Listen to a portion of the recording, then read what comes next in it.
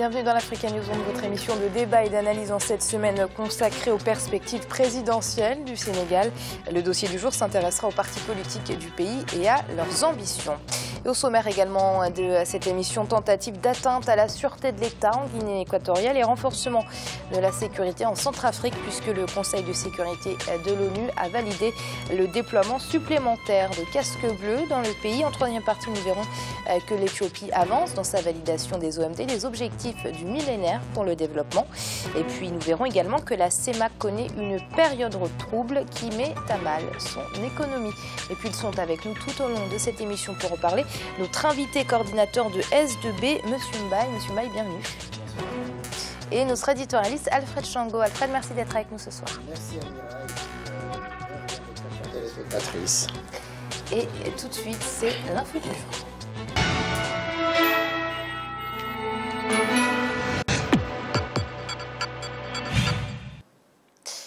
C'est une affaire qui fait couler beaucoup d'encre en Guinée équatoriale. Les autorités équato-guinéennes ont en effet annoncé une tentative d'atteinte à la sûreté de l'État commanditée par l'opposition. Si les formations politiques condamnent cet acte, et les présumés commanditaires soutiennent un complot. Reportage de notre correspondant en Guinée équatoriale, Serge Kofi. Le gouvernement de la Guinée équatoriale a annoncé avoir déjoué une tentative d'atteinte à la sûreté de l'État ce mercredi 25 mars à Malabo. Selon le communiqué, l'attentat serait l'œuvre de l'opposition radicale qui comprend la Convention pour la démocratie sociale, le Parti populaire et la CORED, la Coalition pour la restauration démocratique, une coalition qui s'est créée en Europe. L'attentat consisterait, selon ce témoin, à introduire en Guinée équatoriale le virus Ebola en ramenant un malade dans le pays en provenance de Conakry. En profitant que tout le monde était mobilisé pour la Guinée équatoriale pendant la CAN, il voulait effectivement introduire un malade, Serif Koulibaly, en Guinée équatoriale, pas dans la CAN, pour créer un désordre, pour créer un problème grave. C'est vraiment une tristesse de voir que certains leaders, qui disent leaders politiques, qui veulent gouverner notre pays, qui veulent le développement de notre pays, puissent travailler pour effectivement pas dans le bon sens. Peut travailler pour, au lieu de travailler pour le bien de notre peuple, il travaille d'ailleurs plutôt pour essayer de contenter des intérêts des autres. L'affaire qui a été dénommée affaire Ebola s'est très vite répandue et agite la population de même que la classe politique. Jeudi, le PDGE, le Parti démocratique de Guinée équatoriale, le parti au pouvoir, a exprimé sa condamnation. Face à ces événements, le Parti démocratique de Guinée équatoriale veut déclarer sa condamnation la plus énergique et absolue aux hommes politiques de l'opposition qui ont participé à ces faits. Le PDGE considère totalement exécrable le fait que des citoyens que nous considérons comme clairement terroristes mettent leurs ambitions politiques devant la sécurité et la santé de leurs propres concitoyens. Du côté de la CPDS, le principal parti de l'opposition légalisé en Guinée équatoriale cité dans cette affaire, c'est une accusation non fondée et sans preuve réelle. Nous pensons que s'ils veulent s'en prendre à l'opposition, s'ils veulent s'en prendre spécifiquement à la CPDS, ils n'ont qu'à le dire. Parce que nous, tout ce qu'on fait est ouvert. Nous n'agissons jamais dans l'ombre. Tout ce qu'on fait, on le fait dans la clarté de tout le monde. Et nous ne sommes pas des inconscients. On ne peut pas acheter le virus de l'Ebola. Ça veut dire qu'ils n'ont aucune conscience ni aucune connaissance de ce que c'est que le virus de l'Ebola. Des recherches approfondies sur cette affaire dite Ebola sont en cours. Des condamnations tout azimut fusent. Les personnes et formations politiques mises en cause promettent de leur côté d'engager des procédures judiciaires face à ces accusations.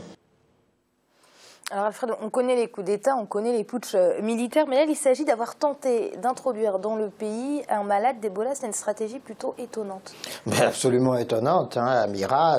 On s'interroge d'ailleurs sur la pertinence de ce type d'accusation, à quoi ça rime finalement quand on regarde la réalité des choses. Si le seul risque que la Guinée équatoriale courait d'avoir l'Ebola dans le pays, c'était au moment de l'organisation de la CAN.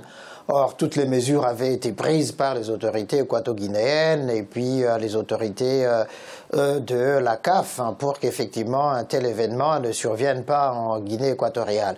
Donc ça fait plus, j'allais dire, d'un mois que la Coupe d'Afrique des Nations a eu lieu en Guinée équatoriale. Il n'y a eu aucun cas d'Ebola.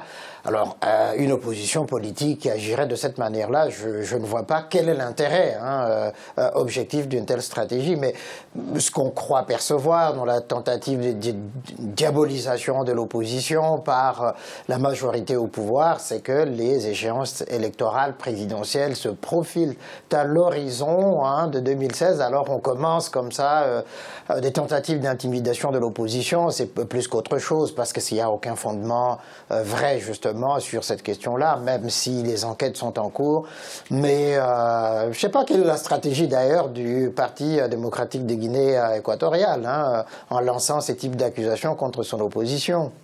Oui, parce que M. Mbaye, c'est quand même assez étrange si on veut chasser le régime qui est au pouvoir. Il y a des techniques beaucoup plus simples et beaucoup plus radicales que d'introduire un virus. Bien sûr. Et puis, moi, je n'avais pas l'information comme quoi qu'il y avait des échéances électorales. En 2016, à la présidentielle. Donc, moi, je ne savais pas. Mais là, tout à l'heure, quand j'ai écouté l'intervention du monsieur là, qui disait que, bon, voilà, il y a une échéance, je me suis dit dans ma tête que, bon, effectivement, parce que je trouve quand même aussi bizarre que l'opposition essaye d'introduire ce virus-là dans le pays uniquement pour essayer de déstabiliser le pays. Bon, maintenant, les autorités guinéennes, guinéennes ont peut-être les informations ou les preuves des accusations qu'ils sont en train de porter sur l'opposition. Parce qu'Alfred, donc l'opposition, bien évidemment, nie toute implication dans cette tentative d'atteinte à la sûreté de l'État. On attend les conclusions de l'enquête.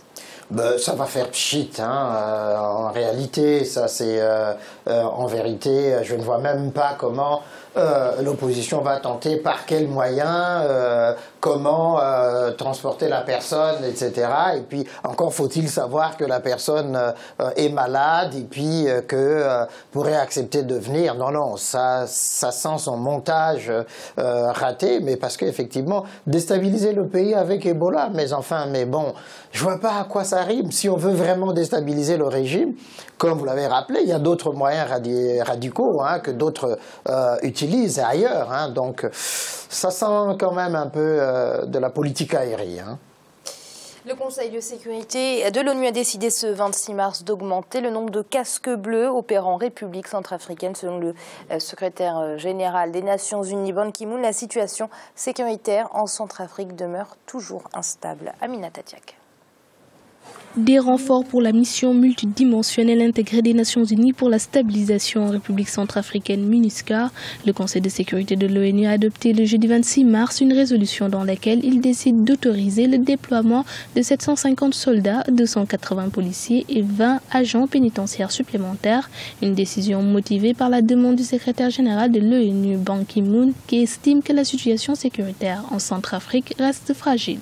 La situation en République centrafricaine demeure instable. Les groupes anti-Balaka et les éléments de l'ex-Seleka continueront de s'affronter, tandis que les activités criminelles visant notamment à contrôler les ressources naturelles du pays se multiplient. Face à cette situation, la MINUSCA, fidèle à sa méthode d'action souple et énergique, a pris des dispositions pour déployer autrement ses effectifs. Ce faisant, elle n'avait plus suffisamment d'effectifs à déployer à l'extérieur de Bangui. Pour certains spécialistes, le renforcement des effectifs de la MINUSCA est une façon pour l'institution internationale de pérenniser son appui et renforcer la sécurité et la paix dans le pays. La décision du secrétaire général des Nations Unies, Ban Ki-moon, répond à une exigence de la sécurité. On ne peut pas dire que c'est un désespoir par rapport à ce qui se passe en République centrafricaine. Pour qu'il y ait dialogue, il faut qu'il y ait la sécurité. Or, on voit bien que, surtout dans les régions du Nord, il y a Seleka qui contrôle encore les régions et il faut discuter dans tout le pays. Donc, l'ONU a raison de renforcer la sécurité, notamment. Aussi, il ne faut pas oublier qu'ils doivent former les militaires centrafricains. La MINUSCA, qui avait pris le relais le 15 septembre 2014 de la force africaine déployée dans le pays, dispose actuellement de 8000 soldats et 1 millier de policiers, pour la plupart issus des troupes de la MINUSCA. Avec l'augmentation décidée par le Conseil de sécurité, ces effectifs seront portés désormais à 10 750 soldats et plus de 2000 policiers.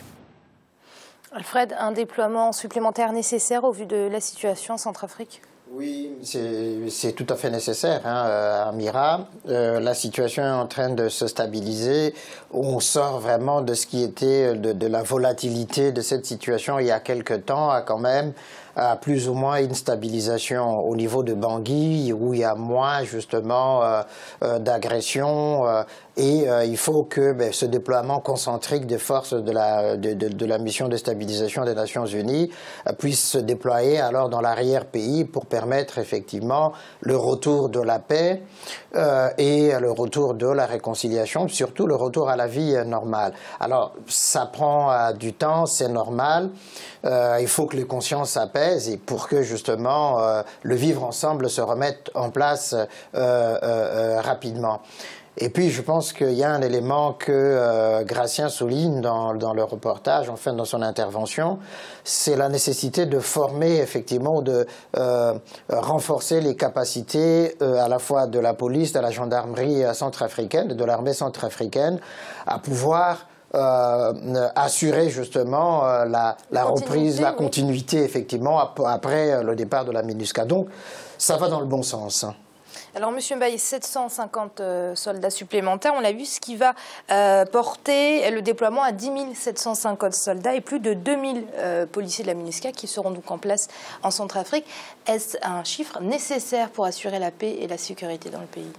Moi, je pense que on essaie de faire tout le temps les choses, mais un peu à l'envers. Je crois que le plan de sécurité, la sécurité, c'est bien, mais il faut l'accompagner par des activités. Et ce que j'ai trouvé au niveau du Centrafrique, c'est que les gens sont souvent dans des situations de pauvreté extrême. Et ça crée de facto des situations d'insécurité. Oui, pour la sécurité, mais bon, il faut des trucs pour l'accompagner. Voilà, surtout les activités économiques.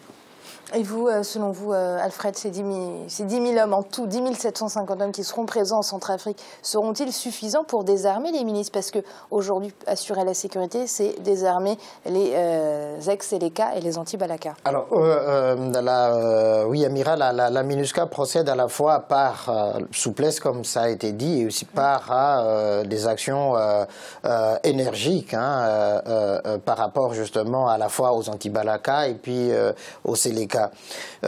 Souplesse, c'est-à-dire les amener eux-mêmes à rapporter, à ramener les armes, et quand il y a de la résistance, là, la MINUSCA tamponne pour essayer de récupérer les armes.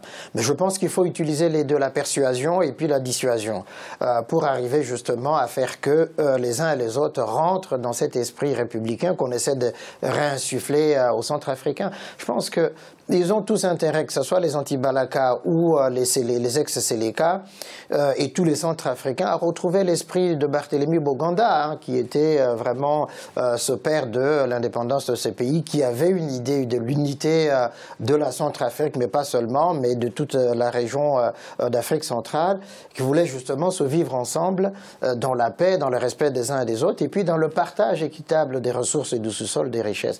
Comme Meïssa a dit tout à l'heure, effectivement, c'est bien d'assurer la sécurité par les armes, mais aussi il faut voir l'accompagnement social, économique. Monsieur Mbaye, est-ce qu'on peut espérer une sortie de crise rapide en Centrafrique? C'est ce qu'on souhaite. Nous souhaitons tous cela. Maintenant, après, peut-être qu'il y a beaucoup d'enjeux, surtout économiques, parce que j'ai vu dans le reportage que quand même on parlait de ressources naturelles. Et justement, comme il l'a si bien dit, pour avoir de la paix sociale, je pense qu'il faut surtout essayer de travailler dans ce sens-là. Alors, Alfred, le forum de Bangui à la fin du mois d'avril, un forum qui est censé réunir autour de la table des négociations toutes les parties prenantes à ce conflit. Est-ce qu'on peut en attendre beaucoup de ce forum? Bien, Amira, donc il y a déjà eu un travail qui a été fait en amont pour essayer d'entendre tous les Centrafricains, de recueillir leurs doléances. Et dans ces doléances, effectivement, on a vu 3-4 points émerger, notamment la question de la sécurité et de la paix, la question du partage équitable des richesses, et puis la réconciliation et la reconstruction du pays, entre autres, comme facteurs. Je pense effectivement que ce forum va finaliser, va cristalliser, et à partir de là, toutes ces doléances pour dégager des axes d'actions qui seront mises au service des nouvelles autorités qui seront issues des élections à venir en Centrafrique. Et c'est l'heure de marquer une nouvelle pause. On se retrouve très vite pour la suite de l'Africa News. On va tout de suite.